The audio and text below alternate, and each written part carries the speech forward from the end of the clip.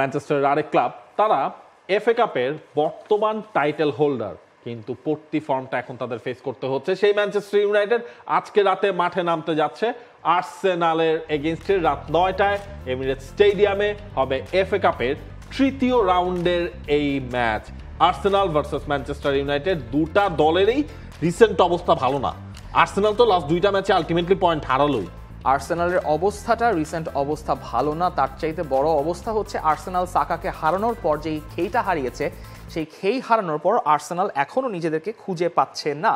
কিন্তু Manchester United, যারা গতবারের এফএ কাপ উইনার, যেটা মাঝে মধ্যে চট করে মনে পড়ে না যে তারা এফএ কাপ জিতেছে, ডিফেন্ডিং চ্যাম্পিয়ন্স, সেখানে আর্সেনাল এবং ম্যানচেস্টার ইউনাইটেডের ম্যাচটা যখন আপনি এফএ কাপের থার্ড রাউন্ডে দেখবেন, এই ধরনের বিগ ব্লকবাস্টার ম্যাচ কিন্তু এত তাড়াতাড়ি হয় না, যেটা বেসিক্যালি পড়ে গেছে আর্সেনাল ম্যানচেস্টার ইউনাইটেডের ম্যাচ। কিন্তু এই ম্যানচেস্টার ইউনাইটেডকেই, রুবেন আমোরিমের ম্যানচেস্টার ইউনাইটেডকে আর্সেনাল দুটো সেট পিসের গোলে হারিয়েছিল, 2-0 গোলে ডিসেম্বর মাসে।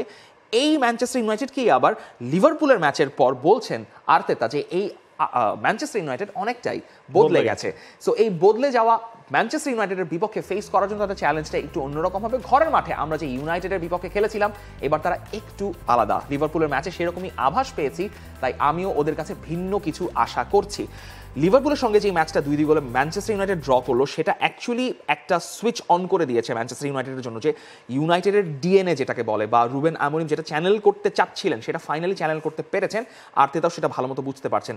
নিউক্যাসলের সঙ্গে 2-0 গোলের হার্টের ক্ষতটা তিনি এখনো ভোলেননি। সো এখন যদি পা হরকাতে হয় এফএ কাপে, সেটা আর্তেতার জন্য আসলে ভালো কিছু হবে না।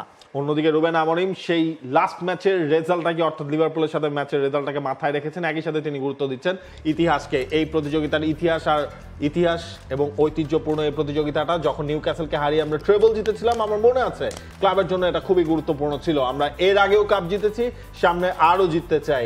আমার দলের সামর্থ্য অনুযায়ী আমাদের পারফরমেন্সের ধার বাড়াতে চাই।